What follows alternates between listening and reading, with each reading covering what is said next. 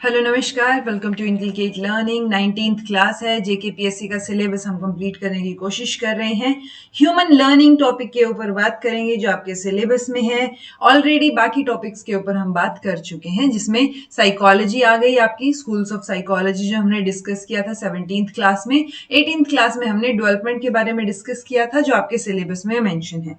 मैंने आपको बताया था, आई थिंक मैंने लास्ट क्लास में ये बोल दिया था 11 थियरीज हैं। सो वो 11 थियरीज तो लर्निंग की हैं जी मेन, ठीक है। और बाकी जो 7 थियरीज हमने पढ़ी थी वो किसकी हैं? डेवलपमेंट की हैं। सो दोनों ही थियरीज अगर आपको और डिटेल में देखनी, वैसे तो मैंने करवा दिया था, कोई ज्यादा जरूरत नहीं है, बट स्टिल अगर आपने पहले वाली वीडियोस देख रखी है 11 और ये 7 थियरीज की, सो आपको मोटे तौर पे आइडिया होगा मैं किस बारे में बात कर रही हूँ। ओके, सो अभी हम ह्यूमन लर्निंग की बात करेंगे। तो इन्होंने कॉन्सेप्ट ऑफ लर्निंग बोला है कि लर्निंग होती क्या है, उसके अराउंड आपको पता हो। क्लासिकल कंडीशनिंग की थियरी पता हो, जो कि पेवलोव की थियरी है, जो कि हम ऑलरेडी कर चुके हैं। ऑपरेंट कंडीशनिंग की थियरी पता हो, जो कि स्किनर की थियरी है, वो भी हम साइकोलॉजी ऑफ स्कूल्स में ऑलरेडी कर चुके हैं। कोग्निटिव अप्रोच टू लर्निंग पूछा है, टॉलमैन की थियरी, ये हम कर लेंगे डिटेल में। और ये सोशल लर्निंग थियरी जो एल्बर्ट बंडूरा की थियरी है, ये भी हमने कर ली थी, बट स्टिल हम देख लेंगे दोबारा से। एंड लॉज ऑफ लर्निंग को हम डिस्कस करेंगे। Laws of learning as such कुछ नहीं होते हैं कि बिल्कुल अलग से कोई लॉज हो, लेकिन ये वही जो हमने थॉर्नडाइक में लॉज पढ़े हैं उन्हीं को हम कंसीडर करके चलेंगे। इसके अलावा आपको कुछ लगे कि नहीं मैम ये वाला भी पोर्शन इसमें कंसीडर किया जाना चाहिए था, तो आप कमेंट करके मुझे बता दीजिएगा, ठीक है। सो हम लर्निंग को कंप्लीट जो है वो यहाँ पे डिस्कस कर लेंगे। This is presented by me Raveena. Videos informative लगे तो इनकलकेट लर्निंग को लाइक शेयर सब्सक्राइब जहां कर सकते हैं, इट्स एब्सोल्युटली फ्री। और अपने नोट्स जो है वो साथ साथ बनाते रहिए। आई नो आपकी टेंटेटिव डेट 15 सितंबर की आई हुई है, एंड मैं कोशिश कर रही हूँ कि आपकी नोट्स, क्योंकि आप लोग सोच रहे होंगे ना कई बार कि वीडियोस लेट डल रही हैं, ऐसे कैसे सिलेबस पूरा होगा। कई कई बच्चे तो इतना मोटिवेशन देते हैं भर भर के कमेंट में। एक था, मैंने उसके बाद कमेंट देख नहीं छोड़ दिया, एक ने कमेंट किया कि ऐसे तो सिलेबस पूरा ही नहीं हो सकता। मैंने कहा थैंक यू, इतना इतना मोटिवेट करने के लिए थैंक यू सो मच, ठीक है। जब मैंने बोला है करवाऊंगी तो थोड़ा ट्रस्ट करो। मैं भी खुद पे ट्रस्ट करके ही आगे चल रही हूँ, तो करवाऊंगी सिलेबस। अदरवाइज पूरी कोशिश है कि 1 अगस्त से आपके जो नोट्स हैं वो अवेलेबल हो पाए विद पीवाईक्यूज या विद क्वेश्चंस। ओके, बट बाकी चीजें अगस्त में भी अगर थोड़ी बहुत क्लासेस रही तो वो धीरे धीरे चलती रहेंगी, बट आपके लिए नोट्स जरूर अवेलेबल हो जाएंगे। तो फिलहाल मेरा फोकस पीपीटीज कंप्लीट करने पे है कि आपके सिलेबस के अकॉर्डिंग सारी जो है पीपीटीज कंप्लीट हो जाएं। सो अगस्त 1 महीना बहुत होता है पढ़ने के लिए, अगर आप पढ़ोगे तो ठीक है। 1-1.5 महीने में भी अच्छे से रिवाइज किया जा सकता है। चलिए जी, सो हम बात करते हैं लर्निंग की। लर्निंग कभी भी, मैंने शायद बहुत पुरानी एक वीडियो है चैनल पे, उसमें मैंने शायद परमानेंट चेंज बोला था, बट ये रिलेटिवली परमानेंट है भाई, ठीक है। तो ये बात आपको पता होनी चाहिए कि रिलेटिवली परमानेंट चेंज हम लर्निंग को बोलते हैं। चेंज इन बिहेवियर या बिहेवियरल पोटेंशियल, जो आपने एक्सपीरियंस के थ्रू आपके अंदर जो चेंज आया है, जो कि हम रिलेटिवली परमानेंट जिसको बोल सकते हैं, because there is no permanent change. ऐसा नहीं है कि आपने आज मेरी वीडियो देख ली, कुछ सीख लिया तो अब लाइफ टाइम याद ही रहेगा। Okay, so it's relatively permanent की, ठीक है, मतलब ऑलमोस्ट परमानेंट लगा लो, ऐसे वाली सिचुएशन, ठीक है, कि आपको याद रहेंगी चीजें। जो आपके बिहेवियर में चेंज हुआ है वो रिलेटिवली परमानेंट रहेगा।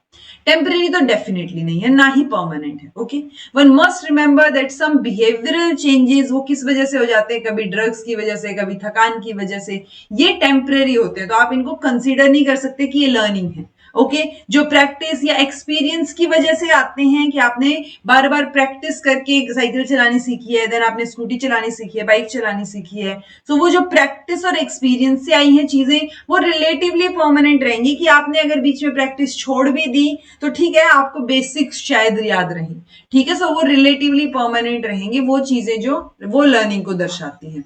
Okay, simplest kind of learning में हम 2 टाइप की लर्निंग लेके चलते हैं, ये आपकी 12th क्लास के एनसीईआरटी में भी मेंशन है। सो हम क्लासिकल कंडीशनिंग और इंस्ट्रूमेंटल या ऑपरेंट कंडीशनिंग को लेके चलते हैं, ठीक है।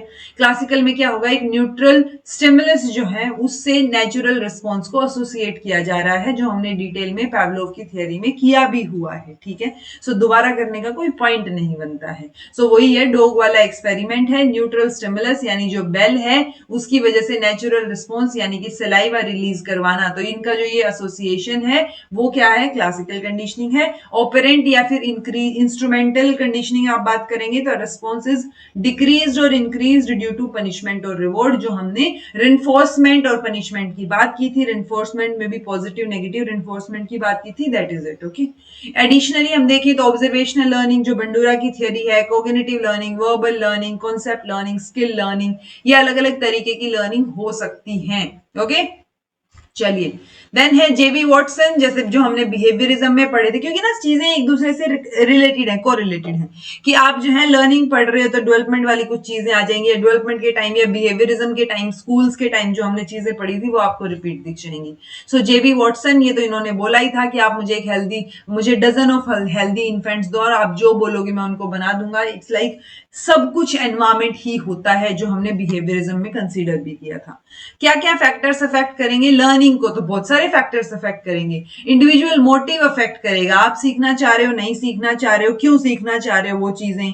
साइकोलॉजिकल फैक्टर्स, ठीक है, सोशल फैक्टर्स, एनवायरमेंटल फैक्टर्स, या जो लर्निंग मटेरियल का नेचर है वो चीज, एनवायरमेंट ओवरऑल कैसा है, तो वो सारी चीजें अफेक्ट करेंगी। ठीक है, जब भी ऐसा कोई अफेक्ट वाला क्वेश्चन आए, आप अपने आप को उस सिचुएशन में रखो और फिर देखो कि क्या क्या चीज जो है वो प्रभाव डालेगी, तो वो थोड़ा सा आइडियल सिचुएशन में जाओगे तो आपका आंसर जो है वो बहुत अच्छे से सही आ जाएगा।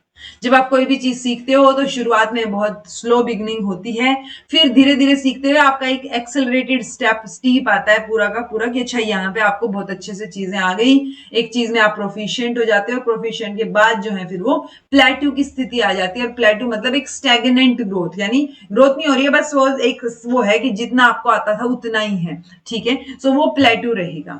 जैसे मैंने शुरू में पढ़ाना शुरू किया था आपको, जब मैं मिड में थी तो तब पढ़ाना शुरू किया, तो that was a slow beginning. वहां से मैंने चीजें सीखनी शुरू की और चीजें सीखनी शुरू की, मेरा जेआरएफ हुआ, मेरी वीडियोस देख देख के बाकी बच्चों का हुआ, सो एक एक्सेलरेशन आया। So now I can say that I am proficient, कि चीजें ऑलमोस्ट सेम सी हैं, आती हैं, बट हाँ बीच बीच में थोड़ा बहुत आप जो सीखते रहते हो वो कहीं ना कहीं आपको प्लेट्यू की तरफ ही ले जाता है, कि ठीक है थोड़ा बहुत सीख रहे हो, तो वो जो ग्रोथ है वो बहुत फास्ट अब नहीं है, वो थोड़ी एडिशन है। ठीक है, कि अच्छा ठीक है, ये चीज ये वाली सीखी हुई थी कि मैंने सीखा हुआ था कि भाई लर्निंग जो है वो परमानेंट चेंज है, बट नहीं, वो रिलेटिवली परमानेंट है। सो यू मॉडिफाई थिंग्स, सो वो कहीं ना कहीं थोड़ा एडिशन होता रहता है, बट ऑलमोस्ट स्टेगनेंट आप उसको मान सकते हो, कि ठीक है एक पॉइंट पे आके एक सब्जेक्ट में आपने इतनी नॉलेज गेन कर ली है, ये चीजें पढ़ ली हैं, सो उसके बाद बहुत कम अपडेशन आपको देखने को मिलेंगी। और डिपेंड, अब वो अपडेशन जो है वो कई बार सब्जेक्ट टू सब्जेक्ट भी वेरी करती है। ओके, सो कोई भी चीज जब आप सीखते हो तो ये परफॉर्मेंस मेजर और नंबर ऑफ ट्रायल्स के बीच में एक कर्व दे रखा है, शेप आपको नजर आ रही होगी, ये एस शेप्ड कर्व है। ठीक है, एस शेप्ड लर्निंग का कर्व है। ये लर्निंग की थियरीज हैं जी, 11 की 11 थियरीज आपको एक अलग से प्लेलिस्ट में भी मिल जाएंगी। पैवलोव की थियरी, थॉर्नडाइक की थियरी, स्किनर की थियरी और कोहलर की इनसाइटफुल लर्निंग, ये हम जो इससे पिछली क्लास थी स्कूल्स ऑफ साइकोलॉजी, उसमें हमने ये चारों थियरीज बहुत अच्छे से डिस्कस की थी। अब जो बची हुई थियरीज हैं वो मैं एक बार इस क्लास में डिस्कस कर देती हूँ, बिकॉज आपके सिलेबस में तो नहीं है सारी की सारी, आपके सिलेबस में तो टॉलमैन है, स्किनर है, पैवलोव है, बट स्टिल आपको पता होना चाहिए क्योंकि मेन थियरीज हैं और क्वेश्चंस आते हैं। क्वेश्चन से याद आया, मुझे एक बात और बताइएगा, जैसे 2009 का एक पेपर है मेरे पास आप लोगों का जेकेपीएससी लेक्चरर का, 2016 का एक लेक्चरर का पेपर है, और उसके बाद 2023 का असिस्टेंट प्रोफेसर वाला पेपर है। सो इसकी ऑफिशियल आंसर की तो अवेलेबल है, एक बच्चे ने मुझे पूरा पेपर और आंसर की दोनों भेजे हैं। ठीक है, ये मेरे पास पेपर है, मैंने डाउनलोड किए थे, पता नहीं भेजे भी थे बच्चों ने और मैंने डाउनलोड भी कर लिए थे, ठीक है, कहीं से।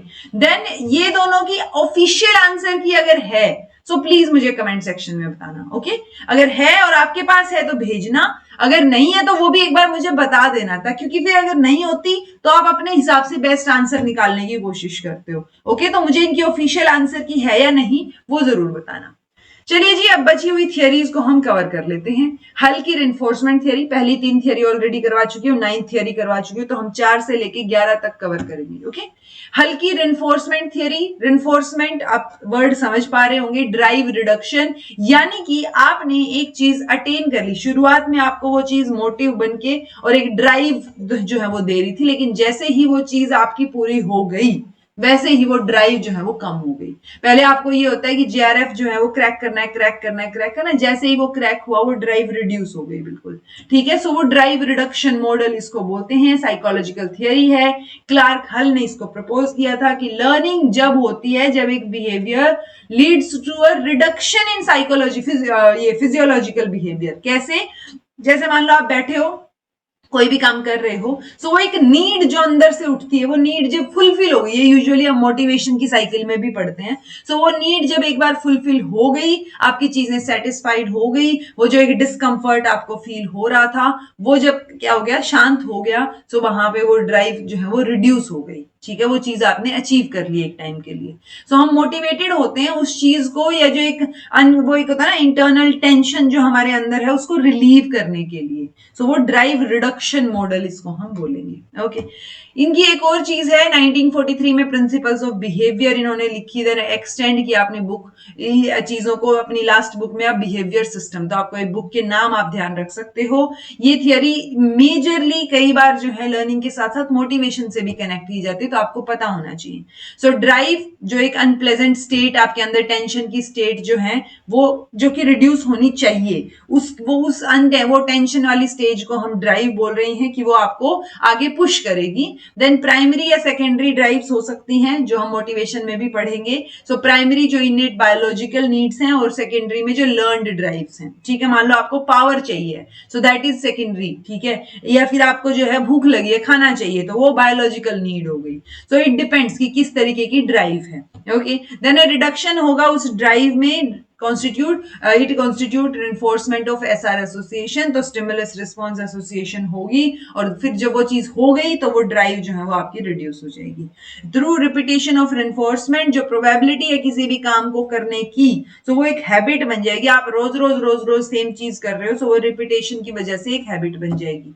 देन थॉर्नडाइक का जो लॉ है, effect appears in law of effect appears in Hull's model. So एक बार ये भी पूछा जाता है, जैसे थॉर्नडाइक वाले में मैंने ये तो आपको बता दिया था, जो एसोसिएशन वाला लॉ है, ठीक है, लॉ ऑफ एसोसिएशन, वो किससे रिलेट करते हैं हम?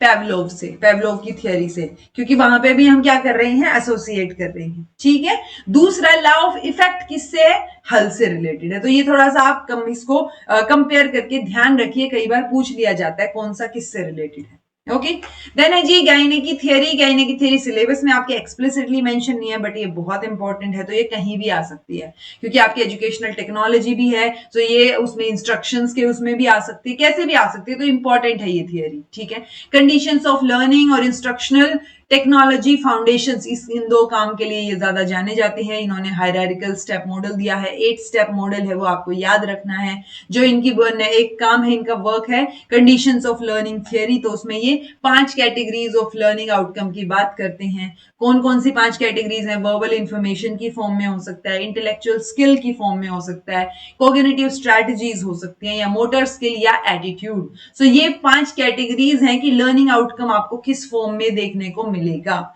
जो अलग अलग इंटरनल या एक्सटर्नल कंडीशंस हैं वो बहुत जरूरी होती हैं जब आप लर्निंग की बात कर रहे होते हो। For example, for cognitive strategies to be learn, वहां पे प्रैक्टिस का या नई होता है एक नए सॉल्यूशंस जब आप किसी प्रॉब्लम के लिए निकाल रहे हो, तो वहां प्रैक्टिस वाली चीज होनी चाहिए। टू लर्न एटीट्यूड, लर्नर को एक्सपोज होना पड़ेगा डिफरेंट डिफरेंट रोल्स के लिए। ठीक है, तो वो एक्सपोजर, वो चीजें, वो एक्सपीरियंस बहुत मैटर करेगा। इंटरनल और एक्सटर्नल दोनों कंडीशंस बहुत मैटर करेंगे।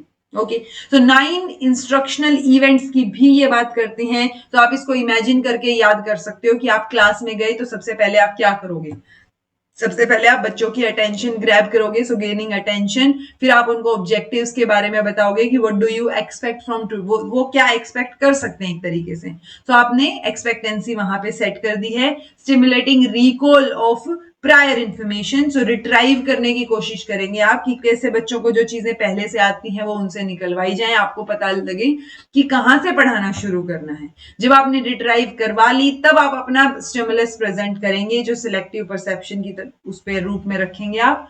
प्रोवाइडिंग लर्निंग गाइडेंस, तो सिमेंटिक कोडिंग वहां पे होगी कि आप गाइडेंस प्रोवाइड कर रहे हो, रिस्पॉन्ड करने का टाइम दे रहे हो, एलिसिटिंग परफॉर्मेंस, देन आपका ये प्रोवाइडिंग फीडबैक, देन असेस करोगे उनकी परफॉर्मेंस को और उसके बाद जो है आप रिटेन करोगे, एनहेंस करोगे रिटेंशन और ट्रांसफर की कैसे उस चीज को जनरलाइज किया जा सकता है।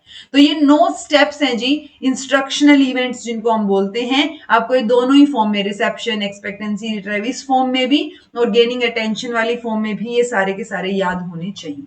ओके, एग्जाम्पल के तौर पे भी दिखा दिया है मैंने। जैसे आप अटेंशन गेन करते हो, मान लो आपने variety of computer generated triangles बच्चों को दिखाए सबसे पहले, तो उनकी अटेंशन उधर आ गई, ठीक है। फिर आपने ऑब्जेक्टिव्स आइडेंटिफाई किया और आपने पूछा कि इक्विलेटरल ट्रायंगल क्या होता है। सो ये आपने एक ऑब्जेक्टिव सेट कर दिया कि अगर उनको नहीं भी आता तो हम ये तो पढ़ने वाले हैं आज की इक्विलेटरल ट्रायंगल होता क्या है। ओके, फिर आप चाहोगे कि आप रिकॉल करवाओगे उनकी पहले की लर्निंग। आप उनको बोल रहे हो कि डेफिनेशन ऑफ ट्रायंगल क्या होती है या ये चीज के वो आप क्वेश्चंस पूछना शुरू करोगे।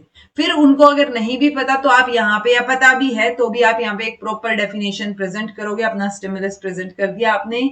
फिर आप कैसे क्रिएट किया जाए इक्विलेटरल ट्रायंगल तो उसको शो करोगे। So you are guiding them. Okay, then अब आप उनसे पूछ रहे हो कि 5 डिफरेंट एग्जांपल्स तुम लोग क्रिएट करके बताओ। तो वो एलिसिट परफॉर्मेंस हो गया जहां पे आप उनको चांस दे रहे हो चीज करने का।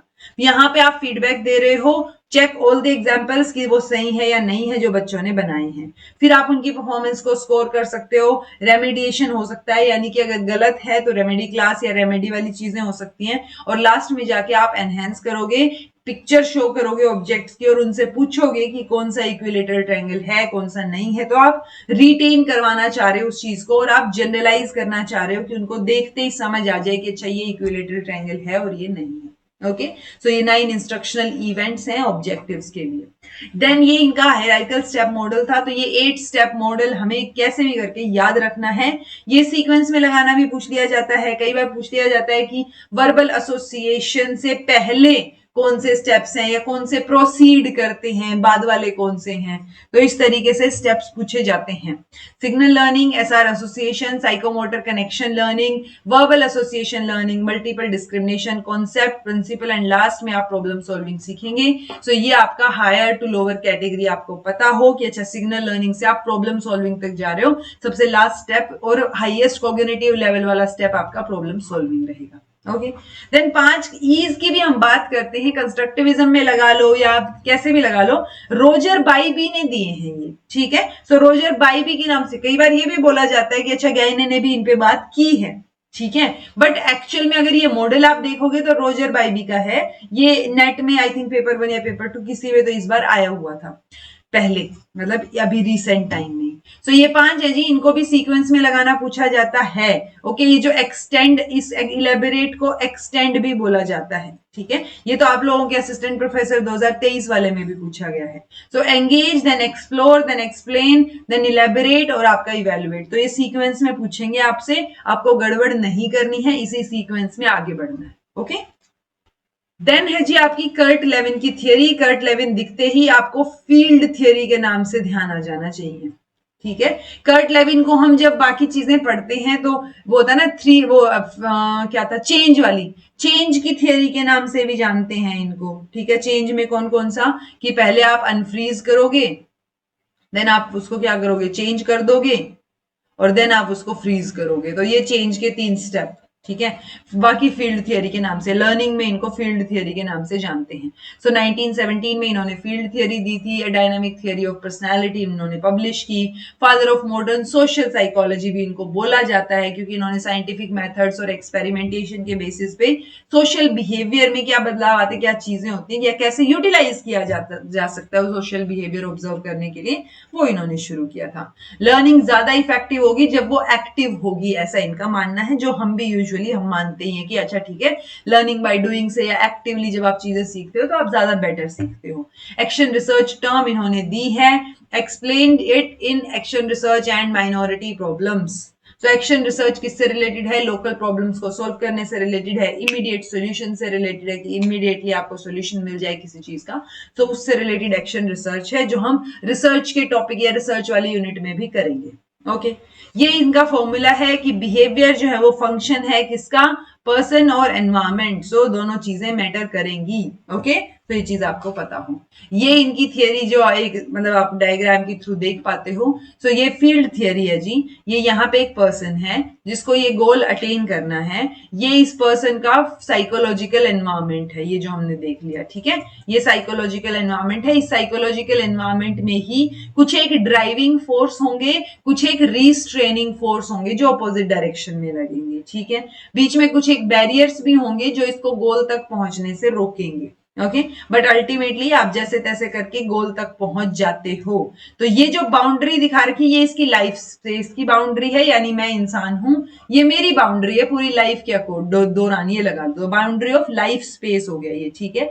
और जो मेरे आसपास वाली चीजें ये मेरा साइकोलॉजिकल एनवायरमेंट हो गया। ओके, यहां से मुझे ड्राइव मिल रही है कि मुझे गोल अटेन करना है, मुझे ये पेपर क्लियर करना है, मुझे जॉब मिलनी चाहिए। सो वो मेरा क्या है, ड्राइविंग फोर्स है। लेकिन मेरी तबीयत खराब है, फैमिली में किसी की तबीयत खराब है, फैमिली की सिचुएशन ठीक नहीं है, स्टिल मुझे नौकरी करनी पड़ रही है। सो वो सारे क्या है, रिस्ट्रेनिंग फोर्स हैं। बट स्टिल इन बैरियर्स और इन रिस्ट्रेनिंग फोर्स के होते हुए भी आपको उस गोल तक पहुंचना है। ओके, तो ये चीज क्या है, आपका पूरा का पूरा आपकी कर्ट लेविन की थियरी है। तो आप पहुंच जाएंगे अल्टीमेटली, गोल आप अटेन कर लेंगे, ये मैंने आपको बता दिया। और ये आपका पूरा का पूरा लाइफ की बात हो रही है, ये ओवरऑल स्पेस हो गया, ठीक है। देन है जी फर्दर अगर आप देखेंगे टोलमैन की थियरी, बहुत इंपॉर्टेंट है, आपके सिलेबस में भी मेंशन है। एडवर्ड टोलमैन को मेज के एक्सपेरिमेंट से जाना जाता है। एक भूल-भुलैया से बना रखी है, उस भूल-भुलैया में आप कहीं खाना रख दोगे, मान लो ये ABCD है, ठीक है। यहाँ पे चूहा खड़ा कर दिया लेकिन खाना यहाँ रखा है, तो वो कैसे भी करके पहुंच जाएगा, ठीक है। सो आप उनके बिहेवियर को ऑब्जर्व कर रहे हो, आपने उसका मैप नहीं दिखाया था उसको पहले से, बट स्टिल ये लेटेंट लर्निंग के कॉन्सेप्ट की बात करते हैं कि ऑलरेडी एग्जिस्टिंग कोग्निटिव मैप्स जो हैं वो होते हैं, जहां पे रैट एक मेंटल रिप्रेजेंटेशन जो है वो डेवलप करता है किसकी, इस मेज की। ओके, तो वो चीज बता रखे विदाउट इमीडिएट रेनफोर्समेंट, यानी जैसे ही वो खाने तक पहुंचा आपने कुछ इमीडिएट रेनफोर्समेंट उसको नहीं दी है, इमीडिएट पनिशमेंट नहीं दी है, बट उसने वो मैप जो है वो अपने दिमाग में बना लिया है। तो ये जो कोग्निटिव मैप की बात आई है, ये टर्म जो है वो टोलमैन ने दी है, ये बात याद रखिए। जैसे स्कीमास की बात की थी ना उसने, पियाजे ने, वैसे ही टोलमैन कोग्निटिव मैप की बात करते हैं। जैसे आपके घर से लेके और आपके स्कूल तक का रास्ता दिमाग में छपा होता है ना, आप अनकॉन्शियसली कुछ और भी सोच रहे हो तो भी आप स्कूल पहुंच जाओगे चलते चलते, ठीक है। थॉर्नडाइक और हल की थियरी के ऑपोजिट है ये। 3 लर्निंग की बात इन्होंने पहले की थी, प्लेस लर्निंग, रिवॉर्ड लर्निंग और लेटेंट लर्निंग, लेकिन अब ये इन 3 की बजाय न्यू 6 लर्निंग्स की बात करते हैं।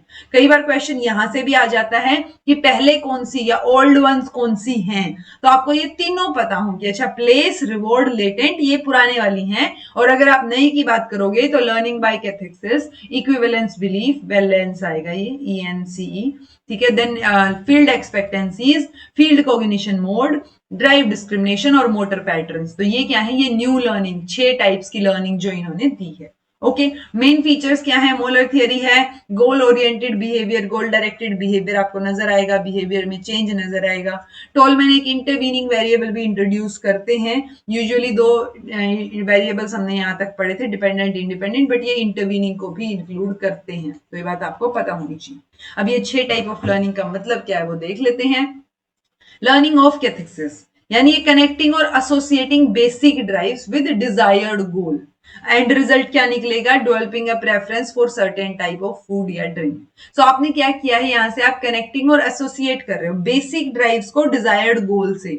सो वो बेसिक ड्राइव और उसको जब आप कनेक्ट कर रहे हो तब एक एंड रिजल्ट निकल के आता है कि आपके बिहेवियर में चेंज नजर आ रहा है। सो ये वो चीज है, ठीक है। तो वो बिहेवियर में चेंज आया तो आपने क्या किया, पर्टिकुलरली आपने उस टाइप के फूड या ड्रिंक के लिए एक प्रेफरेंस क्रिएट कर ली, ठीक है। तो वो change in behaviour. Equivalence belief, तो ये यहां पे आपको सब गोल्स नजर आएंगे जिनकी वजह से आप एक मेजर वाले गोल तक पहुंचेंगे। तो सिमिलर अट्रैक्टिवनेस रहेगी एज द एंड गोल, यानी जो छोटे छोटे गोल आपने बना लिए हैं, इट्स लाइक आपको ये पेपर क्लियर करना है JKPSC वाला, आपने पहले फर्स्ट यूनिट पे फोकस किया, आपने 10 गोल्स बना लिए कि मुझे एक एक करके 10 की 10 यूनिट करनी है। आप क्योंकि आप 10 एक बारी में देखोगे तो बहुत भारी सा काम लगेगा, पर आप एक बारी में एक देखोगे तो आपको वो चीज अट्रैक्ट भी करेगी। तो जैसे मेन गोल अट्रैक्ट करता है, नौकरी अट्रैक्ट कर रही है, वैसे ही एक एक यूनिट करके करोगे तो अट्रैक्ट करेंगे। तो ये हमने सब गोल्स क्रिएट कर दिए, यानी इक्विवेलेंट बिलीफ है आपका। जब आप हर एक यूनिट कर रहे हो तब भी उतना ही बिलीफ है जितना एक एंड गोल को पूरा करने में होना चाहिए था। ओके, सो ये दूसरे टाइप की लर्निंग इन्होंने दे दी। फील्ड एक्सपेक्टेंसीज, तो कोग्निटिव मैप जो है वो एनेबल कर देते हैं इंडिविजुअल को टू रूट हिमसेल्फ और herself based on these map. So learner जो है वो स्पेसिफिक आउटकम खुद क्या करता है, डिस्कवर करता है कि ये सर्टेन एक्शन अगर मैं करूं तो ये स्पेसिफिक आउटकम देखने को मिलेगा। अगर मैंने पहली यूनिट बहुत अच्छे से पढ़ ली तो मुझे इसके क्वेश्चन सोल्व हो रहे हैं, स्पेसिफिक आउटकम देखने को मिल रहा है। ठीक है, सो वो फील्ड एक्सपेक्टेंसीज रहेंगी। देन फील्ड कोग्निशन मोड, तो जो परसेप्शन, मेमोरीज, इन्फ्रेंसेस हैं, function influence the learning of an individual. तो जो आपके दिमाग में ऑलरेडी मेमोरीज हैं, परसेप्शंस हैं, या जो आप इन्फ्लुएंस निकाल रहे हो उन चीजों को लेके, तो वो इन्फ्लुएंस करेंगे आपकी लर्निंग को। देन डिराइव डिस्क्रिमिनेशन की बात करेंगे तो it is the learning to discriminate between competing और मोर डिफाइंड ड्राइव्स। तो आप डिस्क्रिमिनेट कर पा रहे हो दो ड्राइव्स के, अलग अलग ड्राइव्स के बीच में। मोटर पैटर्न्स में आप सेंसरी मोटर स्किल्स को रिफाइन करना, कुछ चीजें नई सीखना, उसके ऊपर ज्यादा फोकस करते हैं। ओके, देन है जी एल्बर्ट बंडूरा की थियरी, इंपॉर्टेंट है, यहां से क्वेश्चन आने के हाईली लाइकली चांसेस हैं। सोशल लर्निंग थियरी बोल देते हैं यानी एसएलटी, सोशल कोग्निटिव लर्निंग बोल देते हैं यानी एससीएलटी। देन आपका ये है ऑब्जर्वेशनल लर्निंग, इसको बोल देते हैं क्योंकि आप ऑब्जर्व करते हो। तो एक बोबोडोल का एक्सपेरिमेंट है जो काफी फेमस है, जो आपने सुना हुआ होगा। उसमें मॉडल है, मॉडलिंग का प्रोसेस कंप्लीट हो रहा है, वहां पे आप ऑब्जर्व करके सीख रहे हो। बोबोडोल के साथ दो एक्सपेरिमेंट किए गए, एक में तो जब बच्चे ऑब्जर्व कर रहे हैं तो बहुत प्यार से डील किया जा रहा है, बोबोडोल के साथ प्यार से बात की जा रही है, और दूसरे में बोबोडोल के ऊपर गुस्सा निकाला जा रहा है। तो जो ये आपका जो बच्चा जिस तरीके का बिहेवियर ऑब्जर्व करेगा वो वैसा ही बिहेवियर फिर फर्दर उस बोबोडोल के साथ करेगा जब वो अकेले में छोड़ दिए गए बच्चे। ओके, तो ये एक्सपेरिमेंट है। जैसे ये होता है ना, रैंप वॉक होती है और मॉडल कपड़े पहन के चलते हैं, तो दैट्स मॉडलिंग। वो एक कंप्लीट प्रोसेस है जहां पे वो मॉडल कुछ आपको जो है शो कर रहा है और आप वो चीज ऑब्जर्व कर रहे हो। ओके, इसको विकैरियस लर्निंग भी बोलते हैं, जहां पे इंडिविजुअल जो है to learn from the experience of others. So आप दूसरे के बॉडी पे वो कपड़े देख के, जो रैंप वॉक पे मॉडल चल के आ रही है, उसको देख के आप जो है क्या कर रहे हो, उनके एक्सपीरियंस से देख रहे हो कि अच्छा ये कैसा लग सकता है। ठीक है, सो इट्स लाइक आप दूसरों को देख के सीख रहे हो, दूसरों के एक्सपीरियंस से सीख रहे हो, तो उसको विकैरियस लर्निंग बोलेंगे। तो ये याद रखो वर्ड। प्रिंसिपल्स क्या है सोशल लर्निंग के, ये 4 प्रिंसिपल्स हैं, इन्हीं को 4 को इसी सीक्वेंस में पूछा जाता है। कभी सीक्वेंस में लगाना पूछ लिया, कभी आपसे पूछ लिया कि इनमें से कौन सा प्रिंसिपल है जो सोशल लर्निंग से रिलेटेड है। सो अटेंशन, तो observer needs to actively focus, तो आपको उसके बिहेवियर पे फोकस करना पड़ेगा, अटेंशन देनी पड़ेगी। फिर जो बिहेवियर उसने किया है उसको अपनी मेमोरी में रिटेन करना पड़ेगा, ताकि अगर आपने मेमोरी में रिटेन किया तो बाद में आप रिकॉल और रिप्रोड्यूस कर पाओगे। ठीक है, देन जब टाइम आए तब आपको रिप्रोड्यूस करना है, फिजिकली और मेंटली आप कैपेबल हो उस ऑब्जर्व बिहेवियर को परफॉर्म करने के लिए, रिप्रोड्यूस करने के लिए। देन है मोटिवेशन, सो इंडिविजुअल के पास कुछ ना कुछ रीजन, कुछ ना कुछ इंसेंटिव तो होना चाहिए वो बिहेवियर इमिटेट करने के लिए। ठीक है, तो यूजुअली ये रिवॉर्ड्स और कॉन्सिक्वेंसेस से इन्फ्लुएंस्ड आपको ये नजर आता है। तो ये 4 चीजें जो है हम देखते हैं, अटेंशन, रिटेन करना, रिप्रोड्यूस करना, मोटिवेशन। कई बार हो सकता है आप मोटिवेशन वर्ड देख के और आपने पढ़ी नहीं है थियरी, तो आप मोटिवेशन को पहले पे रख दें, वो चीज नहीं होगी। ओके, सो अटेंशन देंगे आप, रिटेन करेंगे, रिप्रोड्यूस करेंगे, और उसके लिए आपके पास एक मोटिवेशन होना चाहिए। So overall you are observing another person, जिसको हम मॉडल बोल रहे हैं। रिनफोर्स्ड या पनिशमेंट आपको वहां नजर आएगी। Can have similar effect on observer's behaviour. Then cognition has significant role in the process of learning, definitely. अच्छा, सोशल बंडूरा की थियरी को एक ब्रिज माना जाता है, कौन सी 2 थियरीज या कौन से 2 स्कूल्स के बीच में? ऑप्शंस में दे रही हूं आपको, कॉग्निटिव और बिहेवियरिज्म के बीच में, कंस्ट्रक्टिविज्म और बिहेवियरिज्म के बीच में, एंड बोथ ऑफ बोथ, 1 और 2 बोथ, और नन ऑफ द अबव। तो आप मुझे बताना इसमें से आंसर। ठीक है, कि एल्बर्ट बंडूरा की थियरी को किन 2 स्कूल्स ऑफ फिलोसफीज या साइकोलॉजीज के बीच में हम क्या मानते हैं, ब्रिज की एक गैप जो है वो फुलफिल कर रहा है, कॉग्निटिव या बिहेवियरिज्म, और या कंस्ट्रक्टिविज्म या बिहेवियरिज्म। ओके, देन है जी कोल्ब की एक्सपीरियंशियल लर्निंग थियरी। कोल्ब की थियरी एक्सपीरियंशियल है, एक्सपीरियंस के बेसिस पे आप सीख रहे हो चीजें। दो पार्ट्स में आप इस थियरी को देख सकते हो। 4 स्टेज साइकिल नजर आएगी और लर्निंग स्टाइल्स आपको नजर आएंगी। 4 स्टेज साइकिल जो है वो जीन पियाजे की चीजों पे बेस्ड है, ये बात याद रखिए। एक बार पूछा गया है कि किसके ऊपर बेस्ड है, तो जीन पियाजे से रिलेटेड है। Focus on the fact that learners create knowledge through interaction with the environment. तो कोल्ब की जो साइकिल है वो एक ऑब्वियसली साइक्लिकल मॉडल है, जहां पे आप अपने एक्सपीरियंस से सीखते हो। एक कंप्लीट जो है लूप आपको नजर आएगा। इस लूप में आप कहीं से भी एंटर कर सकते हो। ऐसा नहीं है कि यहाँ फर्स्ट लिखा हुआ है तो आप यहीं से ही एंटर करोगे साइकिल में, नहीं, आप कहीं से भी एंटर कर सकते हो। यूजुअली क्या होता है, एक कॉन्क्रीट एक्सपीरियंस देखने को मिलता है, उसके बेसिस पे आप रिफ्लेक्ट बैक करते हो, सोचते हो, ऑब्जर्व करते हो, ये अपने दिमाग में एब्स्ट्रैक्ट लेवल पे कॉन्सेप्चुअलाइज करते हो चीजों को, और फिर उसको करके देखने की सोचते हो। ओके, तो ये साइकिल प्रॉपर है। यहाँ पे आपको कॉन्क्रीट एक्सपीरियंस यानी आप फीलिंग और हैविंग एन एक्सपीरियंस, वो डाइवर्जिंग ये पूरा प्रोसेस रहेगा जिसमें आप फील और वॉच कर रहे हो। रिफ्लेक्टिव ऑब्जर्वेशन नजर आएगी जहां पे आप वॉचिंग और रिफ्लेक्टिंग ऑन एक्सपीरियंस, देन आप सोच रहे हो और कंक्लूड कर रहे हो उस एक्सपीरियंस के बारे में, और फिर आप उसको एक्टिवली करके देखने की प्लानिंग कर रहे हो। ओके, सो यहाँ पे डाइवर्जिंग यानी ये जो फील और ये आपका वॉच है, देन ये वॉच और थिंक है, थिंक और डू है, डू और फील है, तो उसके बीच बीच में ये आपके डाइवर्जर भी बोल देते हैं कई बार, एसिमुलेटर, कन्वर्जर, अकोमोडेटर। तो ये वर्ड्स आपको याद हो। यूजुअली एक बार क्वेश्चन आया हुआ है कि पहले आप क्या करेंगे, पहले आप कोई चीज फील करेंगे, उसको देखेंगे, उसके बारे में सोचेंगे और फिर वो चीज करेंगे। ओके, तो ये चीज आपको पता होनी चाहिए। चलिए, डेविड ओसोबेल की थियरी, नाम से ही पता चल जाना चाहिए कि अच्छा मीनिंगफुल लर्निंग थियरी पूछिए तो ओसोबेल है। ओके, सो ये मीनिंगफुल लर्निंग को प्रेफर करते हैं ओवर रोट लर्निंग, तो रटाफिकेशन नहीं करनी है। टाइप्स ऑफ मीनिंगफुल लर्निंग में ये रिप्रेजेंटेशन लर्निंग, कॉन्सेप्ट लर्निंग और प्रोपोजिशन लर्निंग की बात करते हैं। रिप्रेजेंटेशन लर्निंग कैसे होगी, वोकैबुलरी गैदर करके। कॉन्सेप्ट लर्निंग होगी चीजों के बारे में परसीव करके। प्रोपोजिशन लर्निंग होगी उसका मीनिंग समझ के, उस कंप्लीट कॉन्सेप्ट को समझ के। ओके, सो ये तीन जो वर्ड आप याद रख सकते हो। वैसे पूछा नहीं गया है, सिर्फ इतना ही पूछा जाता है कि ओसोबेल लर्निंग या ओसोबेल की कौन सी थियरी, तो मीनिंगफुल लर्निंग की थियरी है। एडवांस ऑर्गेनाइजर भी इनसे रिलेटेड है, ये बात याद रखिए। सो एडवांस, जब हम टेक्नोलॉजी वाली थियरी या इंस्ट्रक्शनल की बात करते हैं तो इंस्ट्रक्शंस में हम बात करते हैं एडवांस ऑर्गेनाइजर की। तो एडवांस ऑर्गेनाइजर के कॉन्सेप्ट की बात करते हैं जिसमें हम आप एडवांस में ऑर्गेनाइज कर रहे हो। अब ये एडवांस ऑर्गेनाइजर जो है वो कोई चीज भी हो सकती है, आप प्लान कर रहे हो वो चीज भी हो सकती है, कुछ भी हो सकती है। ठीक है, सो एक डिवाइस और मेंटल लर्निंग एड जिससे बच्चे को नई इंफॉर्मेशन को ग्रैब करने में हेल्प मिल रही है, दैट्स इट। ओके, सो ये ओसोबेल की जो है वो थियरी आपकी रहेगी।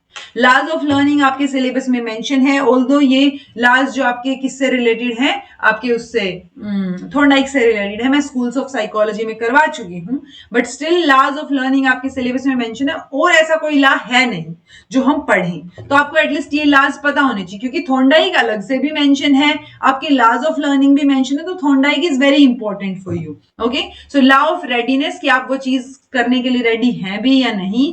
एक्सरसाइज कि आप प्रैक्टिस कितना कर रहे हैं, जितना ज्यादा बेटर प्रैक्टिस करेंगे उतना ज्यादा बेटर आप सीखेंगे। लॉ ऑफ इफेक्ट, तो लर्निंग इज स्ट्रेंथन्ड जब आप उसको एसोसिएट करते हो प्लेजेंट फीलिंग के साथ, तो वो इफेक्ट कैसा निकल के आ रहा है, अगर पॉजिटिव चीज के साथ अटैच करोगे तो इफेक्ट पॉजिटिव है, तो आप बेटर सीखोगे, बेटर याद रखोगे। ओके, सो मेजरली तो ये तीन वही प्राइमरी लॉज हैं अपने, बट उसके अलावा जो सेकेंडरी लॉज हैं वो भी आपको पता होनी चाहिए। देन आपका ये एसोसिएटिव शिफ्टिंग का लॉ हम किससे रिलेट करते हैं, जो हमने बात की थी, हम रिलेट करते हैं पैवलोव से। और लॉ ऑफ इफेक्ट हम किससे रिलेट करते हैं, हल से भी था। और उसके अलावा I think law of effect में वही प्लेजेंट फीलिंग और वही जैसे हम रिइंफोर्समेंट और पनिशमेंट वाला करते हैं कि अच्छी चीज अटैच्ड है या बुरी, सो ये अपना स्किनर से भी रिलेटेड है भाई। ठीक है, समझ आ गया, चले आगे। देन अब बात आती है, हमने ग्रोथ एंड डेवलपमेंट पढ़ लिया, बट एक वर्ड होता है मैच्योरेशन। ठीक है, सो मैच्योर करना, तो वो मैच्योरेशन कई बार आप कंफ्यूज हो जाते हैं कि लर्निंग था या मैच्योरेशन था। सो लर्निंग और मैच्योरेशन में फर्क होता है, ये चीज आपको पता होनी चाहिए। ठीक है, लर्निंग आप एक्वायर कर रहे हो, चीजें सीख रहे हो। बट मैच्योरेशन जो है वो किसी स्पेशल ट्रेनिंग या एनवायरमेंट पे डिपेंड नहीं करता है। मैच्योरेशन आपके अंदर के पोटेंशियल को बाहर लेके आता है, ठीक है। सो ये लाइन आप याद रखो, एक बार पूछी गई है। It refers to those changes which primarily reveal on unfolding of genetically endowed physical capacities of the organism.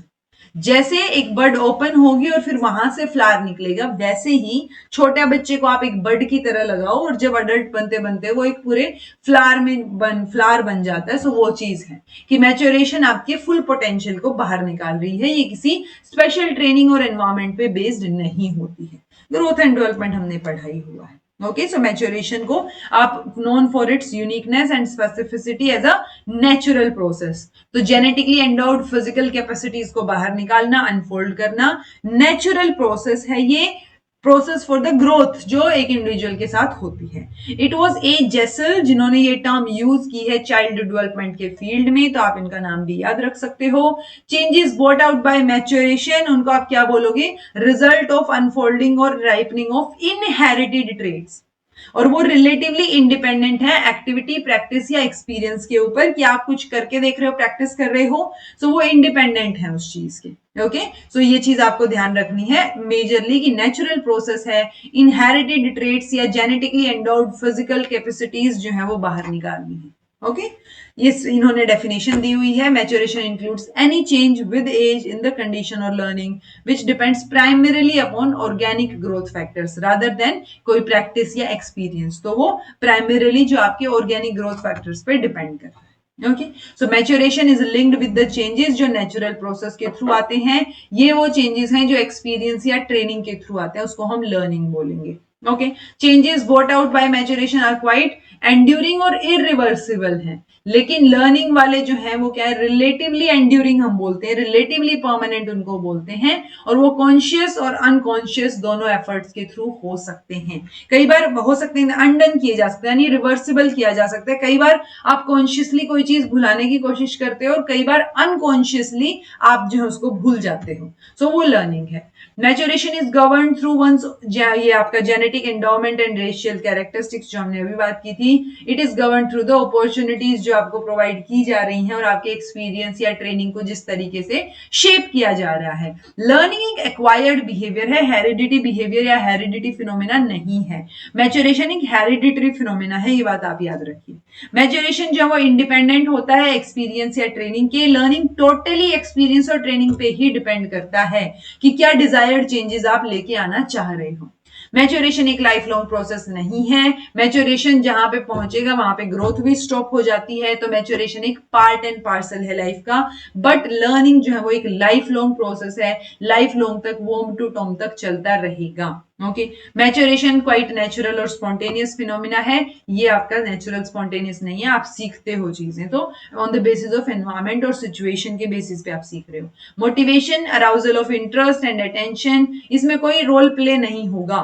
ठीक है, ये मोटिवेशन, इंटरेस्ट, अटेंशन, ये चीजें आपके मैच्योरेशन के प्रोसेस पे कोई असर नहीं डालेंगी। ये चीजें आपके लर्निंग के प्रोसेस पे असर डालेंगी। Okay, maturation is not dependent on learning, but learning definitely depend करती है मैच्योरेशन के ऊपर, बिकॉज आप किस तरीके से सीख रहे हो, वो आपकी फिजिकल मेंटल लेवल पे आप मैच्योर हो नहीं हो, उन चीजों पे भी डिपेंड करेगा। सो मैच्योरेशन डिपेंड नहीं करता क्योंकि वो नेचुरल फिनोमेना है, तो वो लर्निंग पे डिपेंड नहीं करेगा, बट लर्निंग डिपेंड करेगी मैच्योरेशन पे। ठीक है जी, सो मैं उम्मीद कर रही हूं ये आपको समझ आया होगा। एजुकेशनल इंप्लीकेशंस क्या होंगी अगर आपको मैच्योरेशन के बारे में पता है, ग्रोथ एंड डेवलपमेंट का पता है, आपको लर्निंग की चीजें पता है, तो इट्स लाइक अगर आपको साइकोलॉजी पता है तो आप क्लास में बेटर तरीके से वेल इन्फॉर्म्ड रहेंगे, इंडिविजुअल डिफरेंसेस को पता कर पाएंगे, चीजें पता कर पाएंगे। ठीक है, McGraw provides the example of psychogenetic functions जैसे क्रीपिंग, सिटिंग, स्टैंडिंग। तो ये क्या है? ये बेसिकली नेचुरल फंक्शंस हैं। तो ये कब होंगे वो मैच्योरेशन पे डिपेंड करेगा। तो आप ये नहीं सोचोगे कि अच्छा 6 महीने का बच्चा जो है वो चलने लग जाए, राइट, खड़ा हो जाए, तो वो चीज नहीं सोचोगे। पियाजे प्रोवाइड करते हैं एग्जांपल ऑफ कोग्निटिव स्कीमास, जैसे स्कीमा आएगा भाई, ये स्पेलिंग ठीक कीजिएगा, reading, grasping, sucking, looking, that are purely the function of maturation. So ये आप जो है वो मतलब ठीक है सिखाने की कोशिश आप करते हो, बट वो मैच्योरेशन के साथ ही आएंगी। 6 महीने का बच्चा नहीं पढ़ पाएगा, वो जब एज आएगी, एज अप्रोप्रिएट हिसाब से वो पढ़ पाएगा। ओके। एक्सरसाइज और training is of little advantage जब आप डेवलपमेंट की ये बात करते हो या फंक्शनिंग करवाने की बात करते हो, बट पेरेंट्स को वेट करना चाहिए पेशेंटली उस पर्टिकुलर एज तक पहुंचने के लिए कि बच्चा इस एज में इतनी ये चीजें करने के लिए मैच्योर है। ठीक है, जैसे कई बार बोलते हैं ना कि बच्चे को जन्म से ही पोटी ट्रेन कर दो, दैट्स नॉट पॉसिबल। आप जब 18 महीने से लेके बाद 1 साल, डेढ़ आई थिंक 1.5 साल से लेके 2 साल तक, 2.5 साल तक कोशिश करते हो, तब आपका बच्चा पोटी ट्रेन होता है। तो वो 1.5 साल तक पेरेंट्स को पेशेंटली वेट करना पड़ेगा। ठीक है, तो वो पर्टिकुलरली आजकल तो इनफैक्ट एक तो किसी तो रील में मैंने देखा था कि आपके बच्चे की ये जो हड्डियां हैं ये मेच्योर इनफ नहीं होती। 7 साल का बच्चा, 6 साल का बच्चा जो है वो अच्छे से लिखने के काबिल होता है। ठीक है, सो तब उसकी राइटिंग और चीजें उन पे फोकस किया जाना चाहिए। सो वो चीजें हैं कि पेशेंटली पेरेंट्स को भी, टीचर्स को भी वेट करना पड़ेगा कि कौन सी एज अप्रोप्रिएट में कौन सी चीज जो है आपको करवानी है, बच्चा कब किस चीज के लिए क्या है, रेडी है, मेच्योर इनफ है। ओके, देन ऑन्टोजेनेटिक फंक्शंस जो स्पेसिफिक हैं किसी पर्टिकुलर इंडिविजुअल के लिए, जैसे स्विमिंग होगा, रोलर स्केटिंग हो गया, ट्राईसाइक्लिंग हो गया।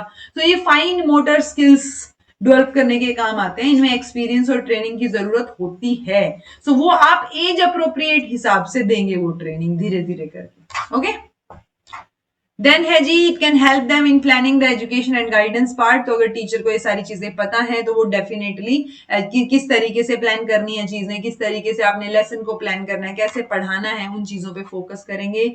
जो सिमिलैरिटीज हम बात करें, क्योंकि मेजोरिटी ऑफ चिल्ड्रन की आप बात करोगे सेम क्रोनोलॉजिकल एज के, तो वो सेम ही बिहेव करते हुए आपको थोड़ा थोड़ा नजर आते हैं। सिमिलर सा रेट आपको फिजिकल मेंटल मैच्योरेशन में नजर आएगा। ठीक है, सो दिस सिमिलैरिटी जो है वो रिस्पॉन्सिबल होती है कि आप एक ही क्लास में बैठ के पढ़ रहे होते हो एज वाइज। ठीक है, सो वो क्या है, एक तरीके से एज और मैच्योरेशन लेवल टीचर को भी समझ आता है कि अच्छा इन बच्चों को ये चीज पढ़ानी है। वो फर्स्ट क्लास के बच्चों को फिफ्थ वाली चीजें नहीं पढ़ाएंगे। Okay, maturation stimulated by customary environmental experiences, वो भी बच्चों को हेल्प करते हैं माइलस्टोन रीच करने में। REACH आएगा ये, सर्टेन माइलस्टोन जो फिजिकल मोटर कोग्निटिव डेवलपमेंट के लेवल पे हैं। सो वहां से आप जो है ये भी देख सकते हो कि अच्छा डिलेज तो नहीं है, कोई अबनॉर्मैलिटी तो नहीं है। सो ये चीज अगर टीचर को अच्छे से पता होगी तो वो बेटर तरीके से समझ पाएगा चीजों। ओके, तो ये पूरा लर्निंग का कॉन्सेप्ट हमने कर लिया है, लर्निंग की थियरीज भी हमने रिवाइज कर ली हैं, हमने मैच्योरेशन और लर्निंग में भी डिफरेंस देख लिया है। अभी हमारा next topic I think motivation रहेगा। 20th क्लास हमारी मोटिवेशन की रहेगी, जिसमें आपके मैस्लो और रोजर के बारे में हम डिस्कस करेंगे। So this was all about today. Thank you so much for watching. Be happy, keep smiling, subscribe to inculcate learning because it is absolutely free. Be consistent in your efforts, take care, see you in next class.